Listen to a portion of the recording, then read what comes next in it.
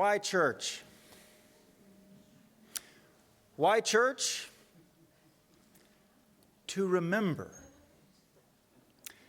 To remember that our bones are grown up from the dirt of this earth, that our breath is the planet breathing us into existence, that our hearts beat in time and rhythm of eternity, and that our voices make audible the songs of the universe. Why church? To remember that I am a unique and precious expression of the cosmos. The reality both distracts and reveals. That my deep and truest self cries out for discovery. That in offering ourselves, we are fully alive. Why, church? To remember that each gathering is greater than the sum of its parts. That community gives us both roots and wings. That strength emerges from mutuality and relationship. And that we know life in and through each other. Why, church? To remember spirit, breath, life, love. These words by the Reverend Pam Rumancic. It's a good question. Why church? Y'all showed up here this morning for some reason. I think that gets right to the heart of it. To remember. It is so easy to forget. Why church? Spirit, breath, life, love. To remember those things, that is why church.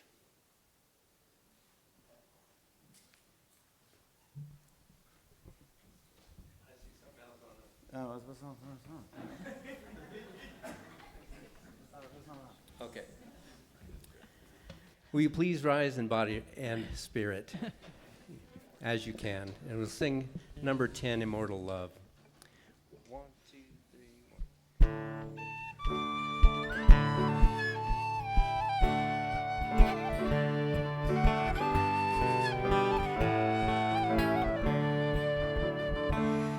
Immortal love, forever full, forever flowing free, forever shared, forever whole, a never-ending sea. Our outward lips confess the name, all other names above, but love alone knows whence it came and comprehendeth love. Blow winds of love awake and blow the mists of hate away. Sing out, O truth divine, and tell how wide and far we stray. The letter fails, the systems fall, and every system breaks. The Spirit overseeing all, eternal love remains. Verse 1 again, please. Immortal love, forever full, forever flowing free, forever shared, forever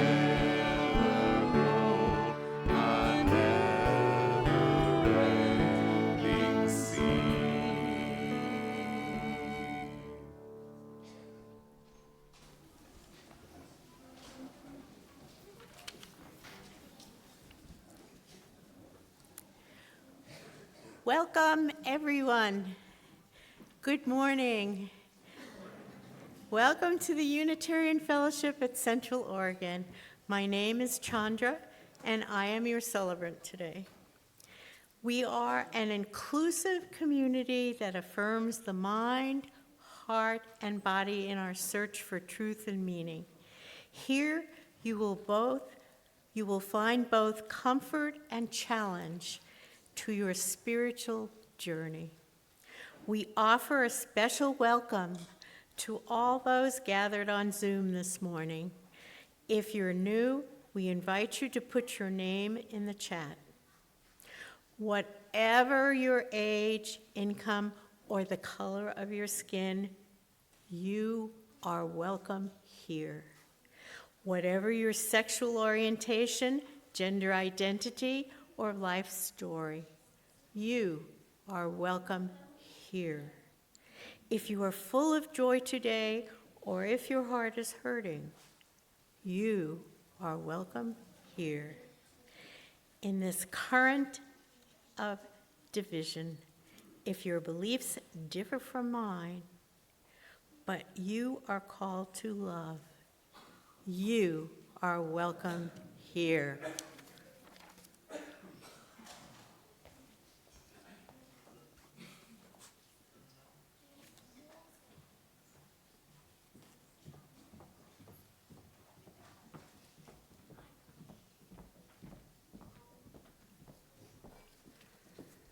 Good morning. My name is Amy Wilhelm. Lighting the chalice for us today is my mom, Sue.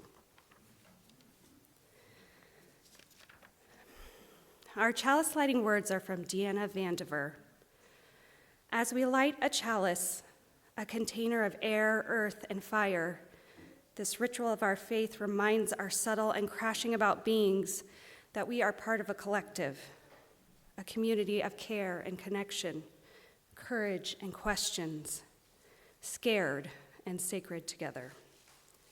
Today we gather with intention and creativity, releasing what we must, shaping what we will, in a space made possible by generations of community care and the courage of connection.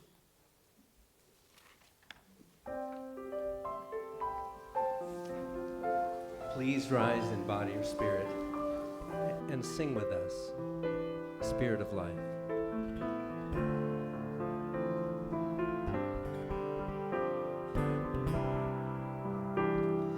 Spirit of life, come unto me. Sing in my heart all the stirrings of compassion. Blow in the wind, rise in the sea. Move in the hand, giving life the shape of justice. Loose holy clothes, King, set me free. Spirit of life, come to me, come to me.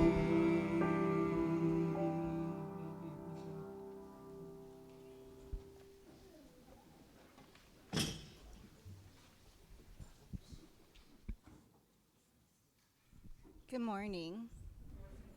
My name is Amy Brock, and I'm the Director of Religious Exploration for Children and Youth, and it is time for all ages. So if you are young or young at heart, we invite you to find your way to the rug for our exploration today.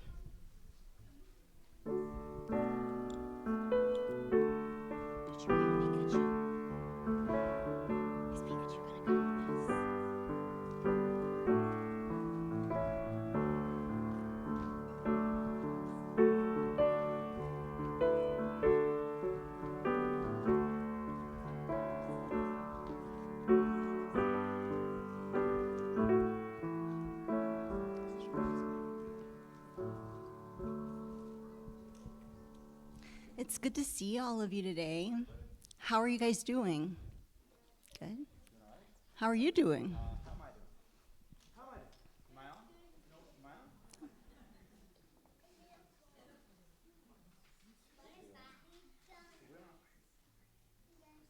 Went off my pocket.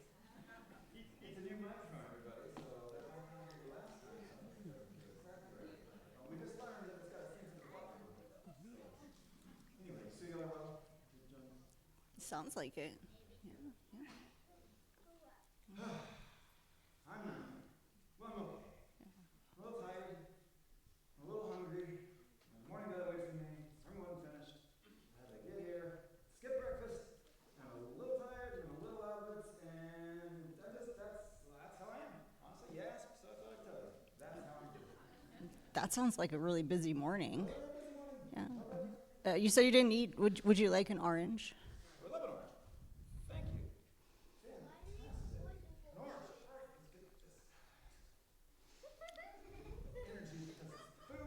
It's not the easiest thing to eat. Oh, okay. Well, oh my. I see. Yeah. Do they give you superpowers? Do they give you superpowers?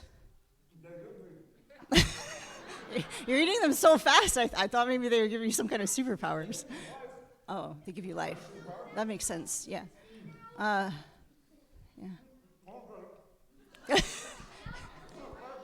That looks like a really good orange.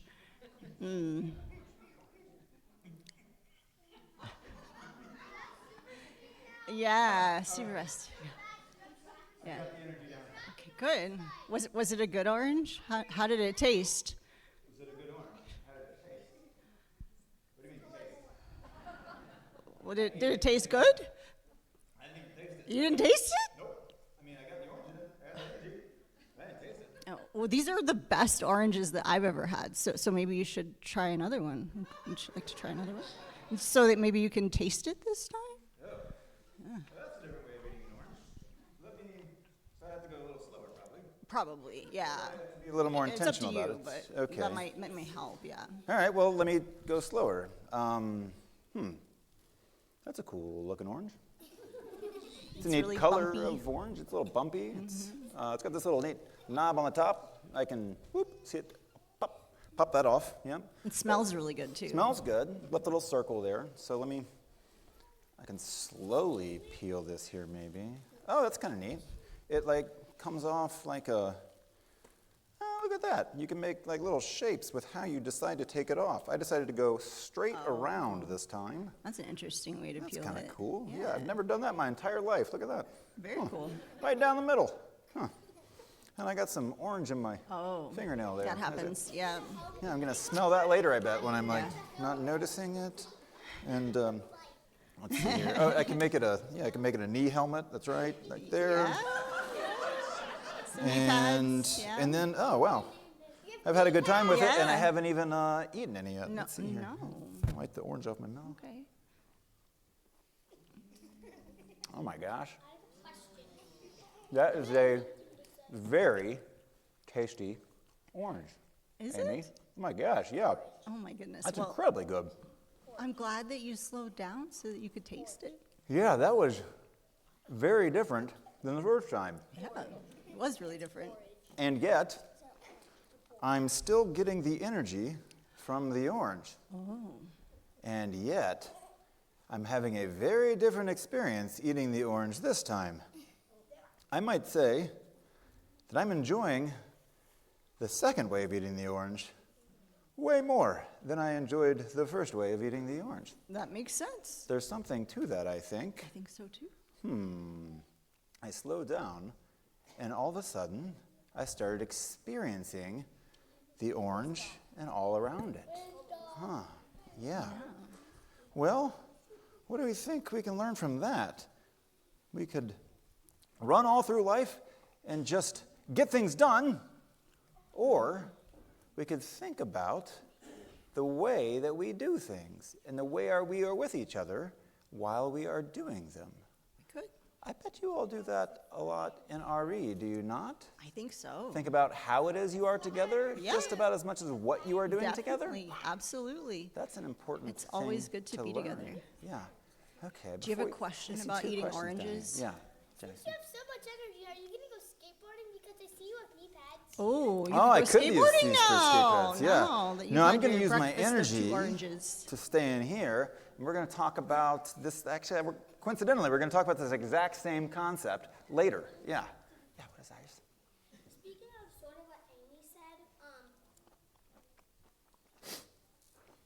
is your superpower being more healthy because that has vitamin C? Wow. Is my superpower being healthy? It could be. It could be. Yeah. It could be because it's got vitamin C. That's exactly right. You Well, got vitamin C coursing through your veins. coursing through my veins. Well, I'm going to stay in here Sounds good. and explore what kind of things this energy can create in me for the rest of the service. Perfect. What are y'all going to do? We're going to take our energy with us to Okay, RE that and sounds good. explore. But before we go, we need to say the Children's Covenant. In this place, I am kind. In this place, I am loving. In this place, I am a friend to the earth and all animals and people. In this place, I am loved.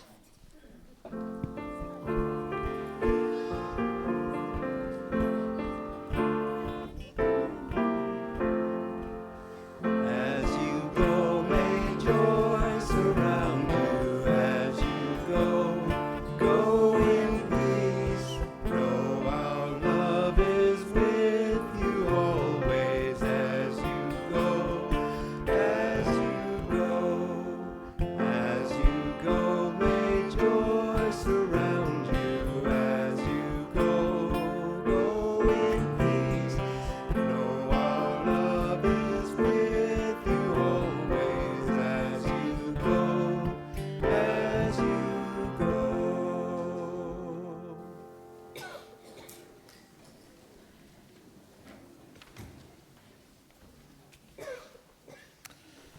Hello, good morning. My name is Laura Pitney, and I am the engagement coordinator here at UUFCO. Welcome. I think we have a lot of new people here today, which is great, and there's been a lot of energy in the building this morning.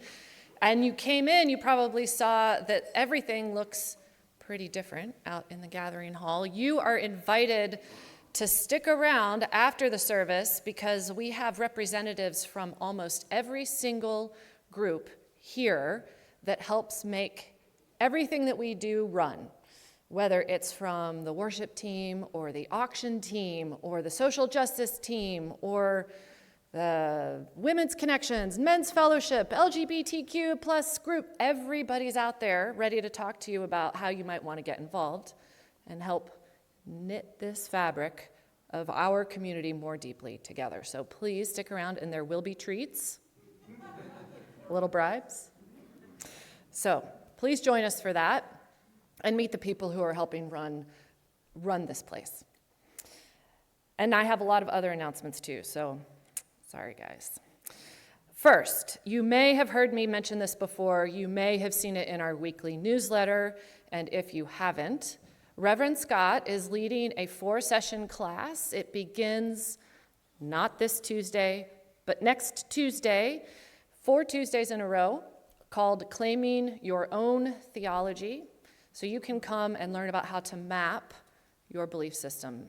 Obviously a pretty important thing for us all to be able to navigate life.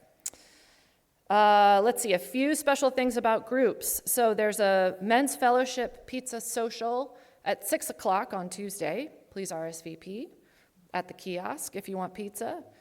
There's a women's gathering on the 4th of October. That's a Saturday. I'll be leading that, and you can also RSVP at the kiosk or find me out there after the service. If neither of those feel like the right fit for you, not to worry. There's a table out there for the LGBTQ plus group, and gathering together in that community is a really important thing as well, so please feel free to go connect over there.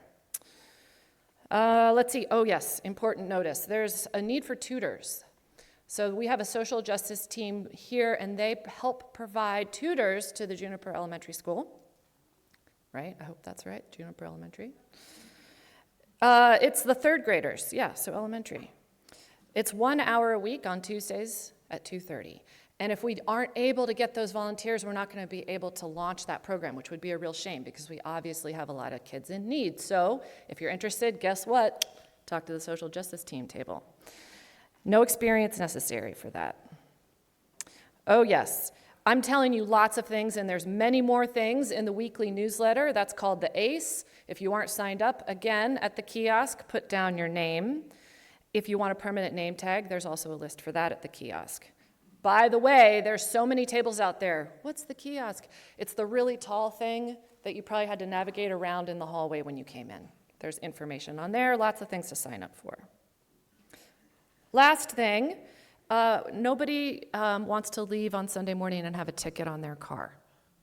If your wheels are touching the asphalt when you've parked along the roads, the City of Bend will ticket you, so please make sure when you pull off and park on the side of the road that your wheels are all the way off the road.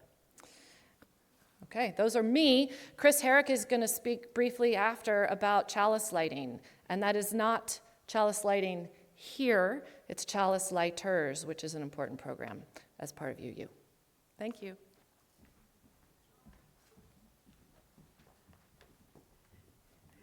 Good morning.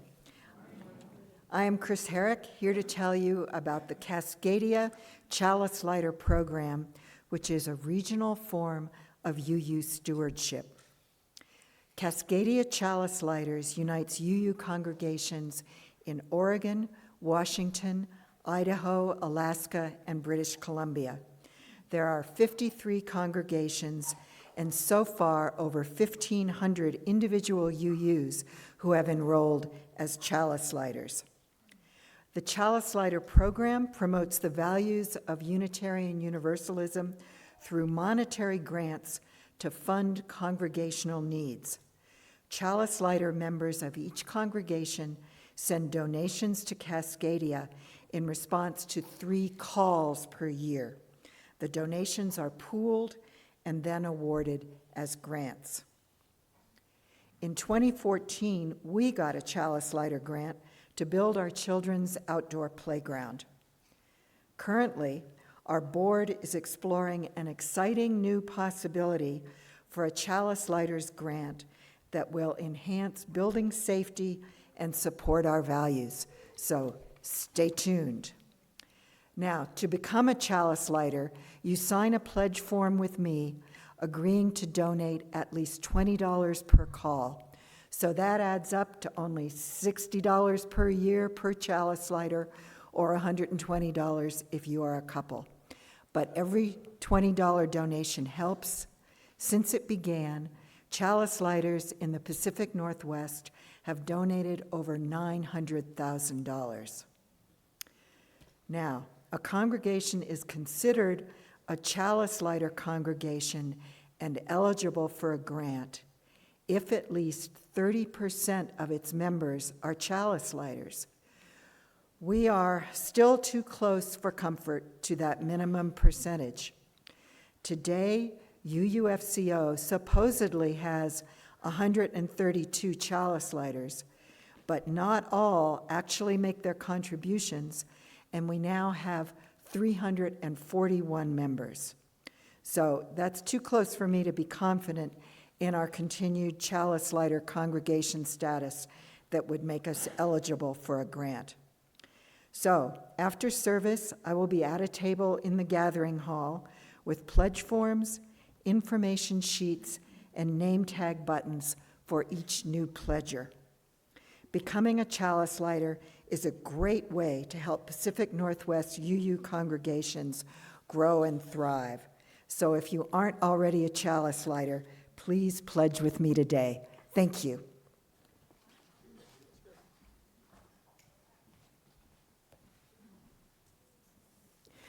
We will now receive today's offering to support the programs and ministries of this congregation.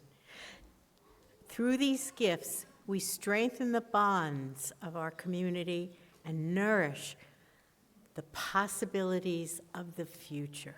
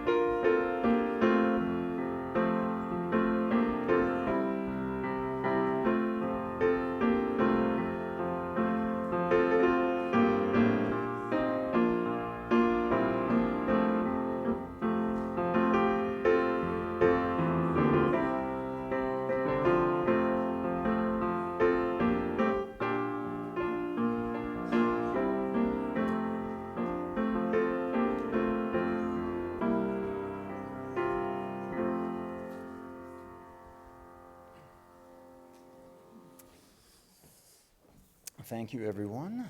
So Chris Herrick told us about the Chalice Lighters program, a project of the Pacific Northwest Cascadia Growth Fund. And here internally, if you've been paying attention to the ACE and things have been happening, our own endowment committee has been launching our inaugural and first granting program internally. So I'd like to invite up Duke Chadsey to give us some exciting announcements around that. Duke. Good morning. I am Duke Chadsey, and I am the chairman, can you hear me okay? Of the endowment committee. I was up here June 1st, and I mentioned a few things about the endowment at that time. The endowment is our savings account. I mentioned at that time our endowment was roughly $550,000. Today we are just north of $800,000 through some generous donations and good investing. But today I'm going to talk about the grant program, which I launched on June 1st, and we're going to meet our awardees. But before I do that, I'd like to spend a minute just thanking the folks who are part of this. And first, I'm going to single out a group. I think I can do this without my readers, maybe not. A group that was really essential to this, and that's the reviewers. We had 5 congregants who will forever remain anonymous. And they worked so hard. They trained, they gave me great feedback, they were timely, they were thorough, and I can't ask them to stand up. But I want to thank you, because you were amazing.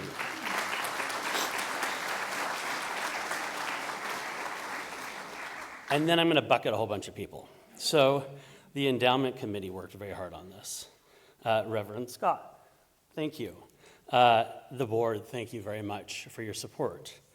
Leora, who just gets singled out, you were the glue to all this. Thank you so much.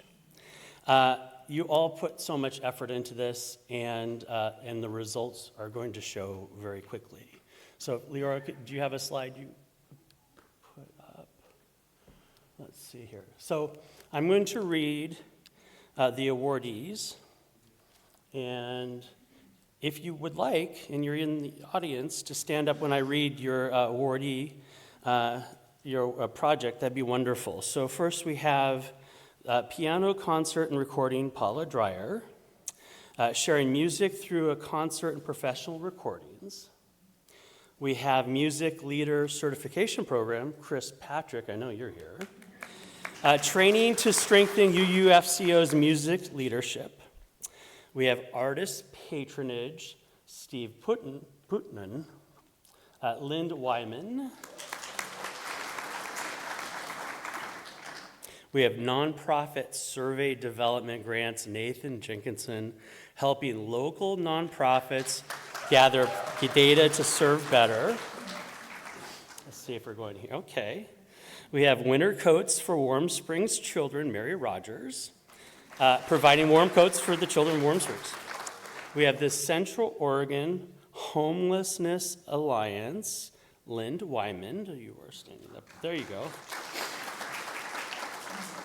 go. Building collaboration to address homelessness. We have Homelessness Forum, Barbara Beltzer, which is hosting a public forum on homelessness in Central Oregon. We have Happiness and Handbells, Noreen Halbersted, starting a multi-generational handbell choir. And last but not least, we have Masters of Divinity Chaplaincy, Stephanie Jenkinson, and supporting studies to prepare for UU chaplaincies. Thank you so much. Congratulations. Thank you.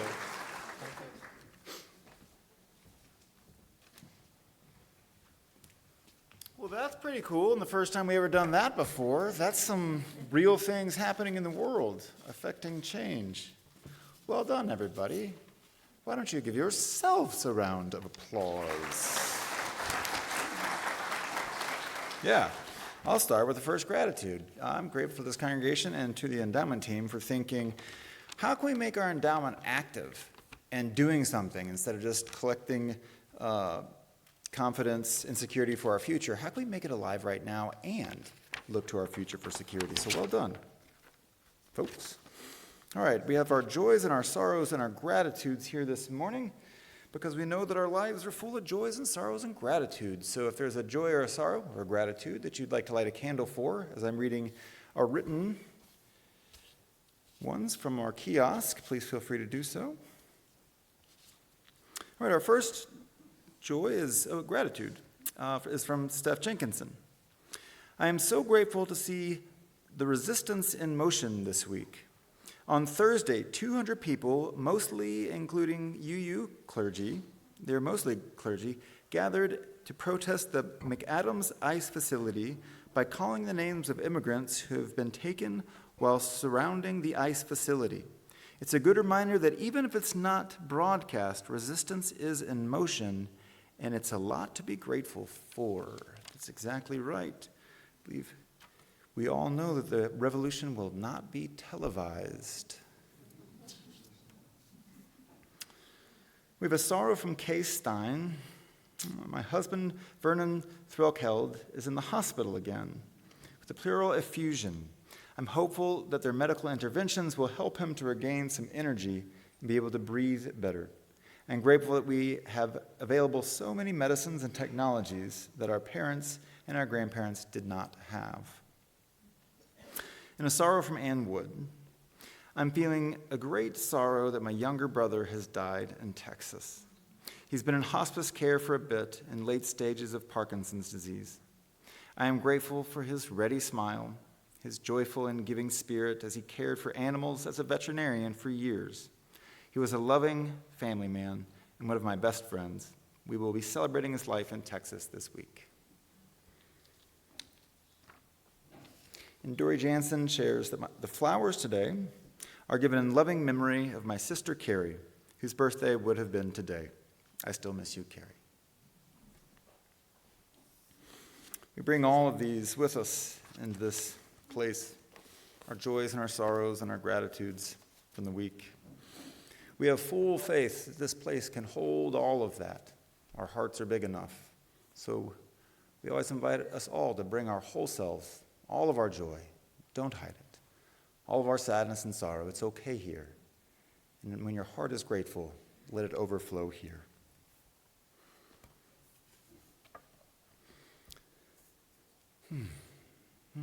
That's a nice sound.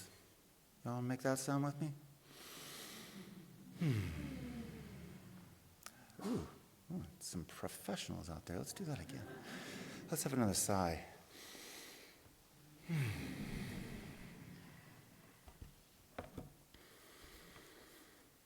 I'll invite us into a time of spoken prayer, and we'll follow that with some silent meditation together.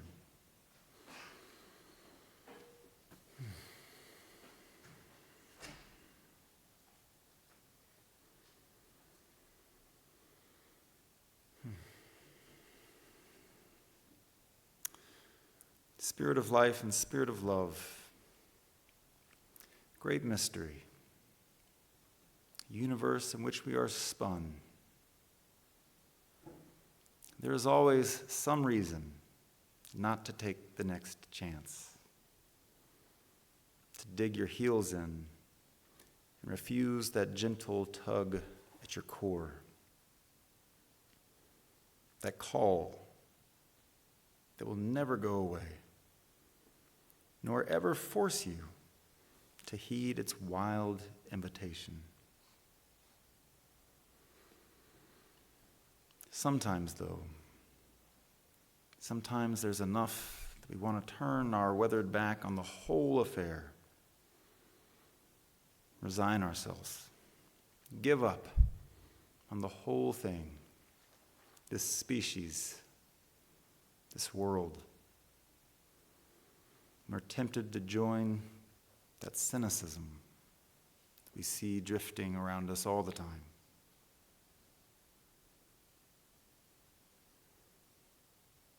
Spirit of life and spirit of love that surrounds us, that creates this restlessness within us,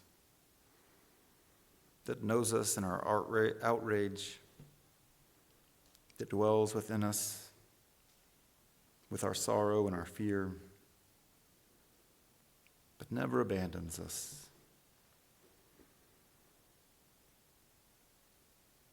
Bless us this morning with a holy refusal to accept things as they are, to hear that call, to feel that gentle tug, and to break through the armor that we thought would keep us safe, and to yet again, with what feels like foolishness, but we know is courage, to let our hearts break open yet again. Spirit of life and Spirit of love, when it seems like the world is stacked against us and against each other, we still lean into hope. We steady ourselves. We open our heart further. We anchor ourselves into this earth. We wonder, what could this courage give us again on this day? Against the odds, perhaps, to risk loving this world again and again and yet again.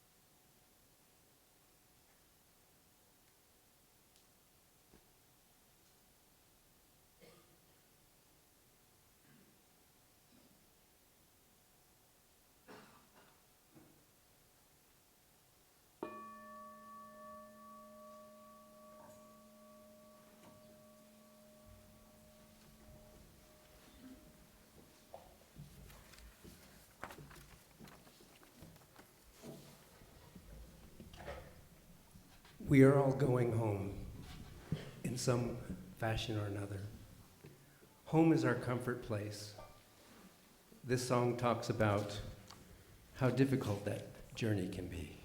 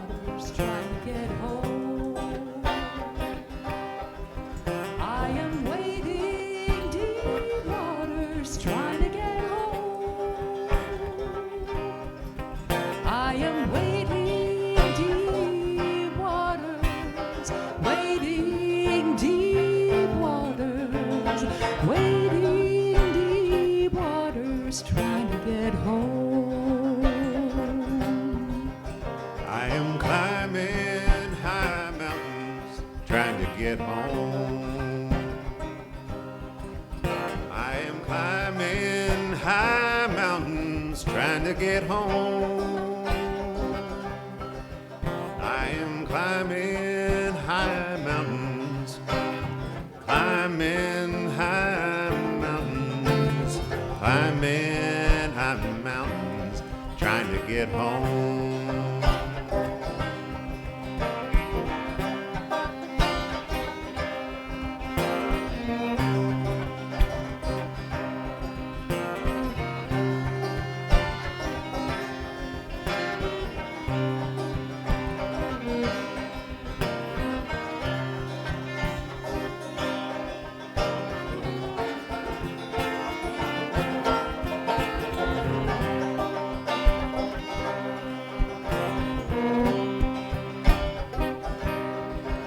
I am walking deep valleys trying to get home.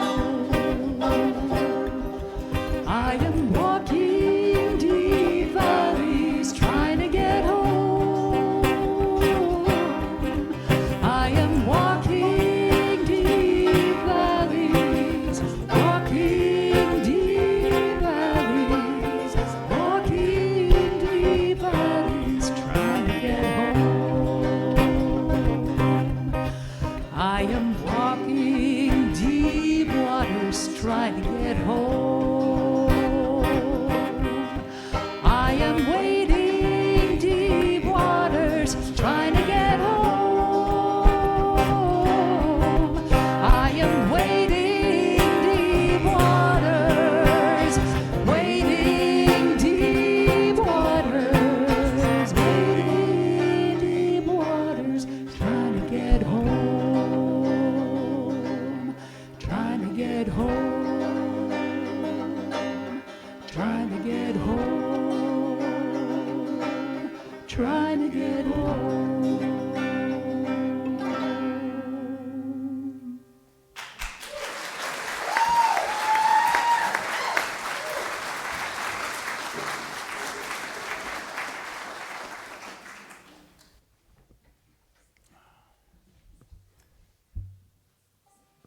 Does it ever feel like that to you, like week to week?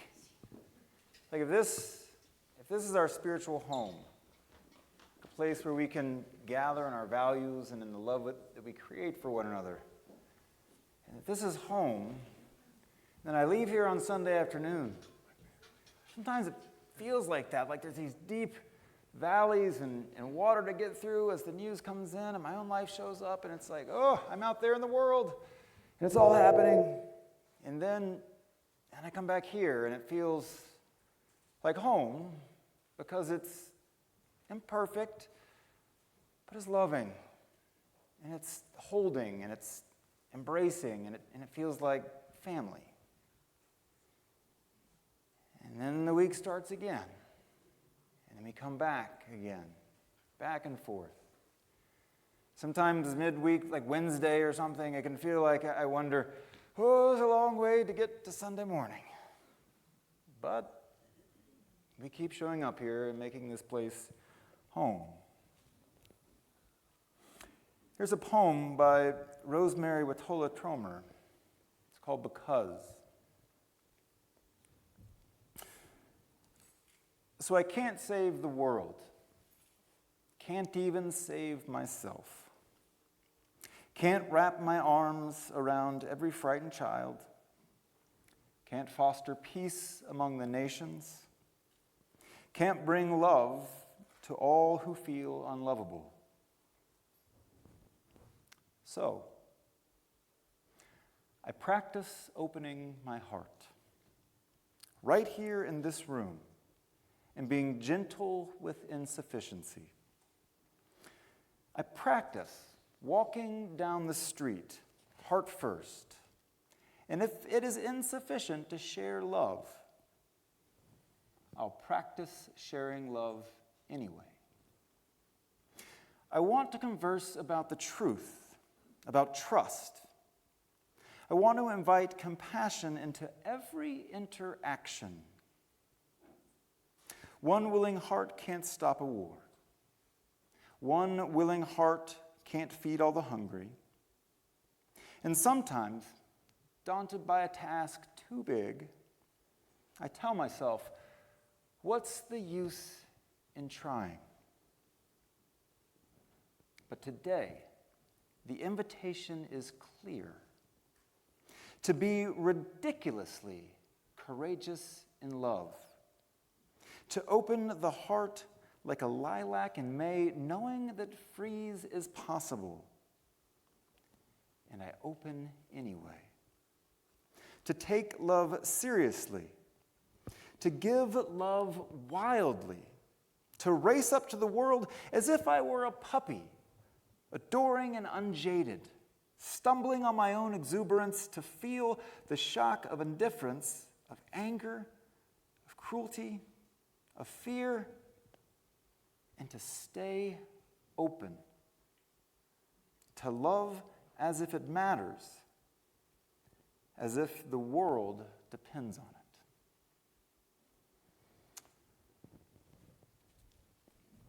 Rosemary Watola Tromer offered us that poem, Because. To love as if it matters, as if the world depends on it. I always hear a next line in this poem every time I read it. And it's her poem, not mine. But every time I hear it, to love as if it matters, as if the world depends on it.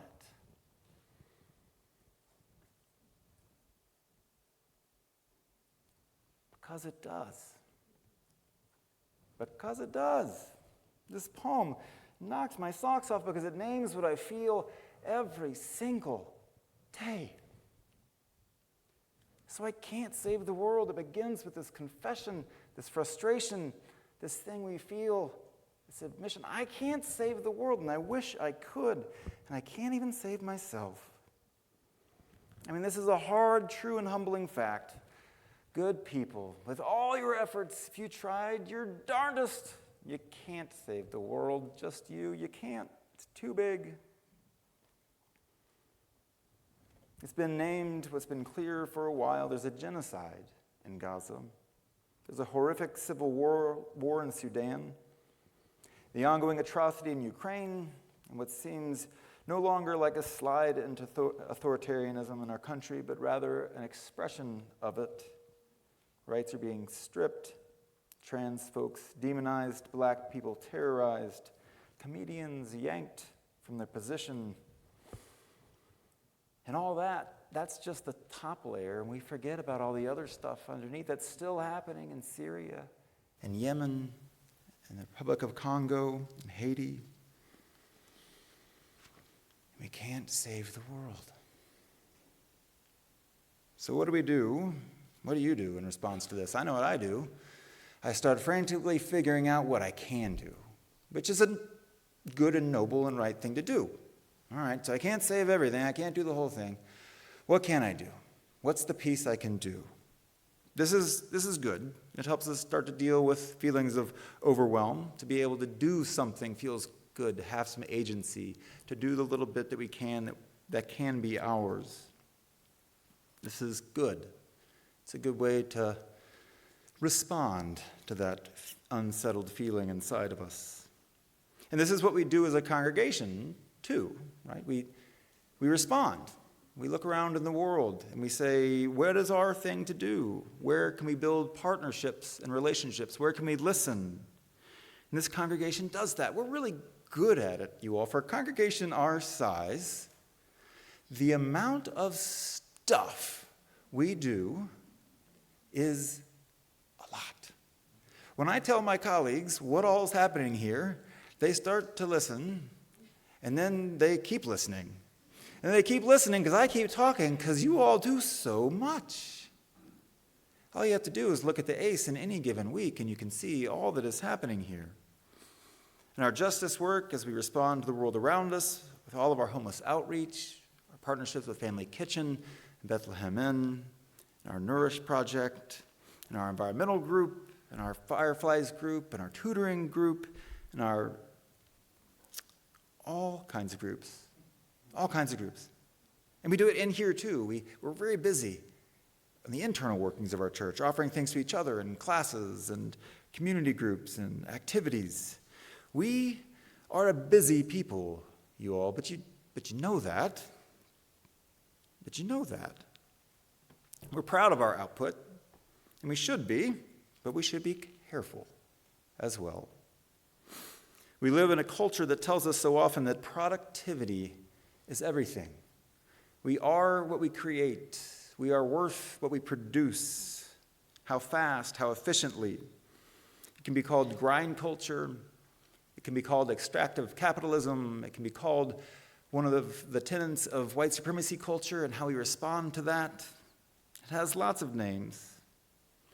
But there is a push in the external world that says, do more, produce more, give more, be more. And once you do that, then we will let you know what you're worth. We'll let you know what you're worth. And that's just the external world. Because the same thing is happening inside here, too, the whole time. I've done this with my own internal desires, my own internal obligations, the things that I want to be, the things that I want to do, the things that I want to produce, that are innocent and honest and earnest. But there's a lot of them. And if I don't get them all done, if I am not all that I can be, then what am I? And then sometimes all that I am not starts to become what comes into focus instead of the things that I am. And a wise person told me one time, all that you're not does not take away from all that you are. In fact, all that you are is what you are, and you're not all the things that you haven't done yet. And that's okay.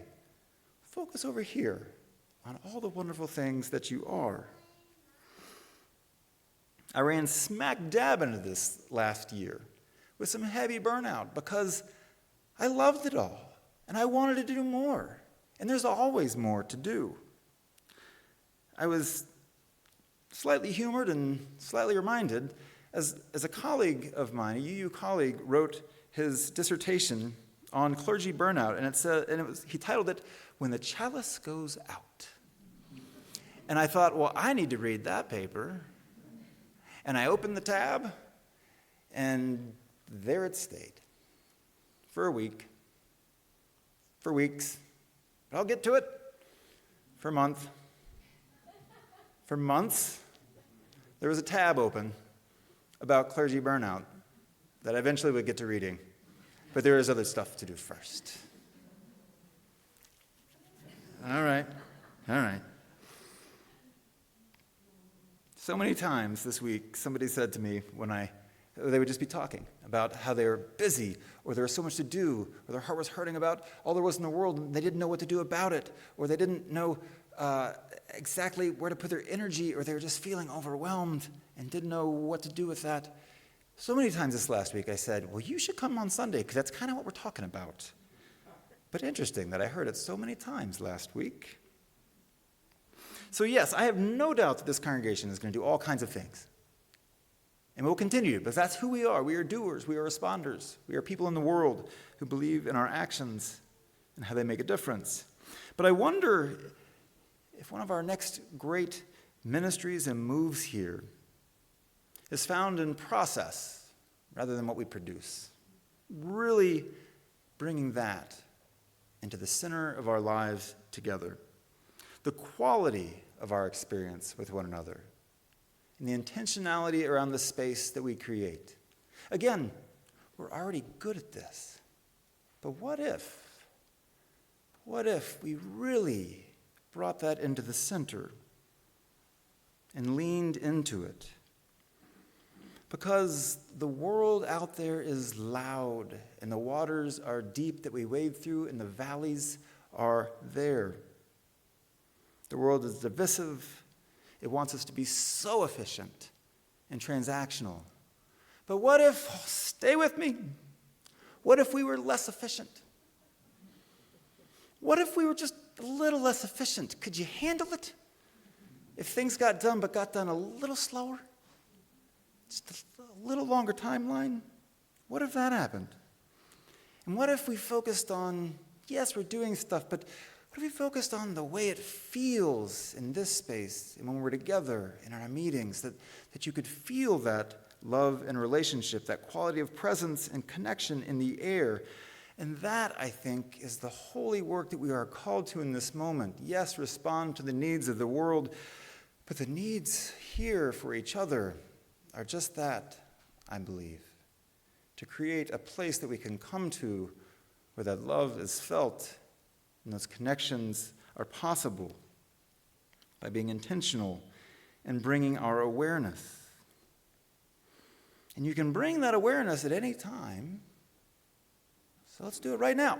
You're just listening. Maybe you're spacing off. Maybe you're staring out there. I don't know what you're doing.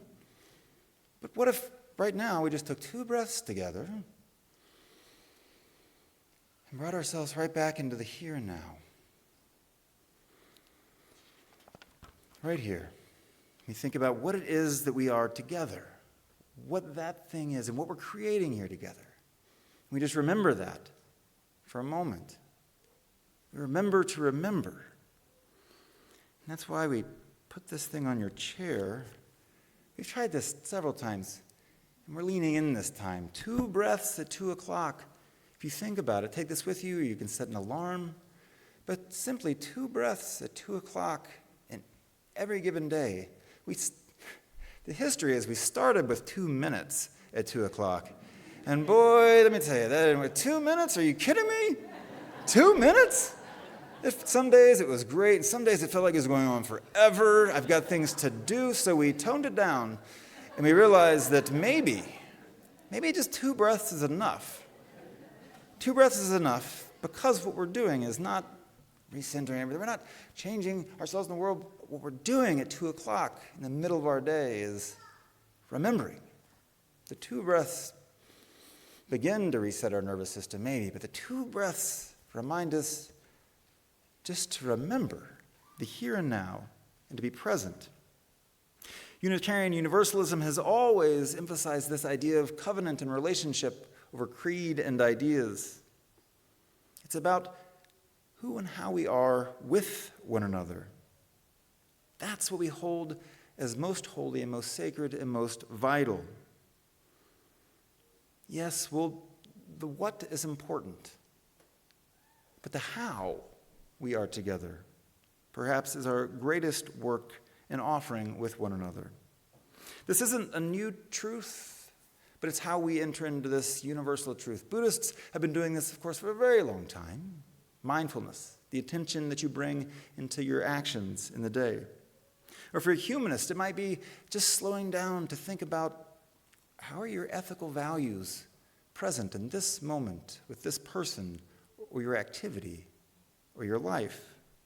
Or if you're a theist, it might be remembering where and how is God alive right now in my heart and what's right in front of me in this world. The Quaker educator and author Parker Palmer emphasizes in his process of circles of trust where he gathers people together and they hold space for one another. And he talks about the quality of that space becomes holy because of the way that they arrive and the intention they set to hold the other person. And he says it's transformational. And Adrienne Marie Brown, who's a modern-day organizer, in her book Emergent Strategy, she centers process over product and says that, yes, we want to create change in the world, but how we go about that, we should model that in our work. She says, how we are is the practice of the future that we long for. So here in this place, maybe some of our greatest work is just to remember, over and over, remember what it is we are doing and how it is we are with one another. This quality of experience changes everything. I have no doubt, when we sit with someone who's having a hard time, if you've ever done this in your life, if you sit with them, you're not trying to create something. You're not trying to create a product. There's no end goal. Is it not just about your being with them, about what's alive in your heart and holding what's happening in their life? And That's what happens there. That is the thing that happens, that is alive in that moment. And when we sing together here, it's not about all the notes being right. We don't finish the song and say, "Good job on that song. We did it. We produced a good song." No. Well, they might say that. Yeah. I was thinking that as I said that. 'Cause, well, they might actually, at the end of the day. But for you all, it's what you create for us. And if I'm not incorrect, when you all are practicing back here after Sundays, is it not also about how you all are together while you're practicing the songs? That's every bit as much important as when you come out here and offer it to us. It's that quality of experience that we can offer one another. And when we do justice work, of course we want to create new things in the world. But it's about the spirit with which we engage that work, how we slow down and listen to one another. The way we are with one another is perhaps our greatest gift that we can offer each other in these hard and terrible and difficult times. Because these times are also still beautiful and fertile, and it's all still right here. And we get to have that here and create that here and be that for one another. So in the coming weeks and months, we're going to be thinking about these ideas of not only what it is that we do together, but really bringing this attention to how it is that we are with one another while we're doing this. There's obstacles to this. Sometimes it can be uncomfortable. But imagine that. Imagine what if, and we already do almost automatically because it's who we are.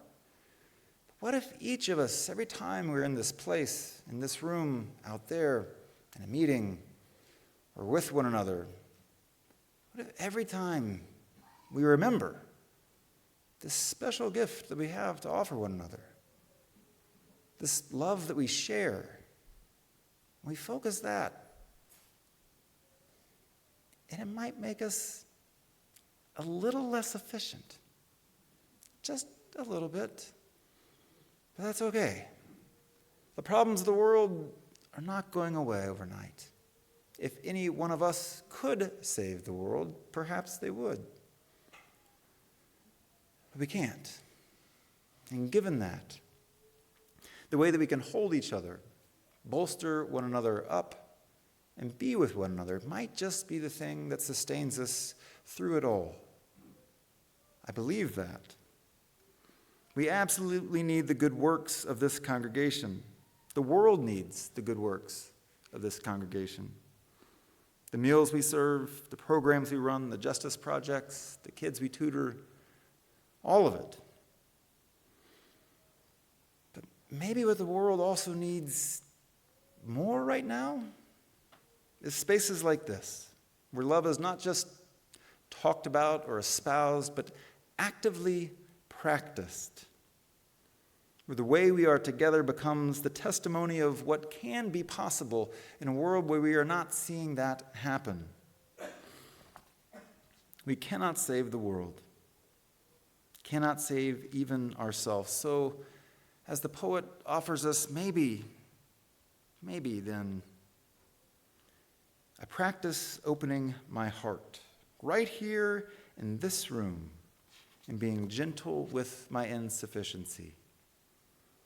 To feel the shock of indifference, of anger, of cruelty, of fear, and to stay open. To love as if it matters, as if the world depends on it. Because it does. Let us do this work together, for each other, for this place, and truly for our world. May it be so, our work to do.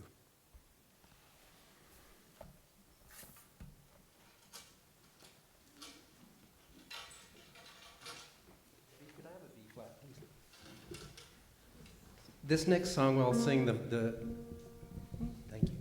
The first part, and then I'd like you all to sing it with me. It's a fairly simple song, then we'll do some harmony, but in the middle of the song twice, we're going to just breathe together. And so it's breathe, 2, 3, 4, exhale, 2, 3. And do it with some sound to it. I think that's called ocean breathing in some meditations. My heart is opening, my roots are anchoring, my breath is traveling to every part of me. My heart.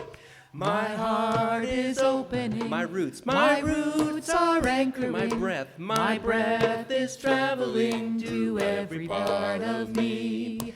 My heart is opening, my roots are anchoring, my breath is traveling to every part of me. My heart is opening, my roots are anchoring, my breath is traveling to every part of me. You're sounding good. My heart is opening, my roots are anchoring, my breath is traveling to every part of me. Now we breathe.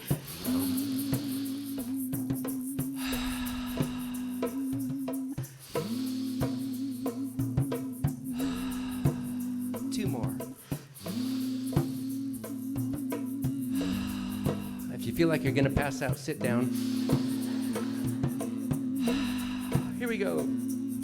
My heart is opening, my roots are anchoring, my breath is traveling to every part of me. My heart is opening, my roots are anchoring, my breath is traveling to every part of me. My heart is opening, my roots are anchoring, my breath is traveling to every part of me. We're gonna breathe.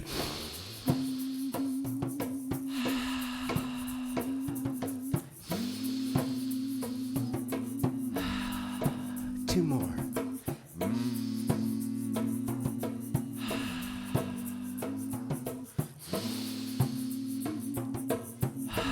Everybody sing. My heart is opening, my roots are anchoring, my breath is traveling to every part of me. My heart is opening, my roots are anchoring, my breath is traveling to every part of me. Sing it again. My heart is opening, my roots are anchoring, my breath is traveling to every part of me. Breath moves. Breath moves to every part of me. Light moves. Light moves to every part of me. Love moves. Love moves to every part of me. Song moves. Song moves to every part of me. You guys are great.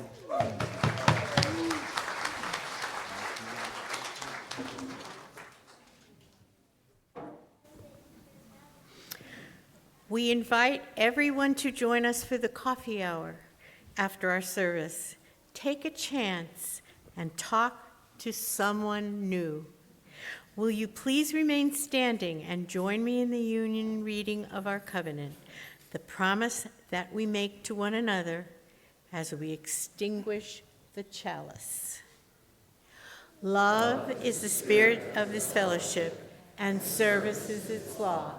This is our covenant, to dwell in peace, to seek the truth in love, and to help one another.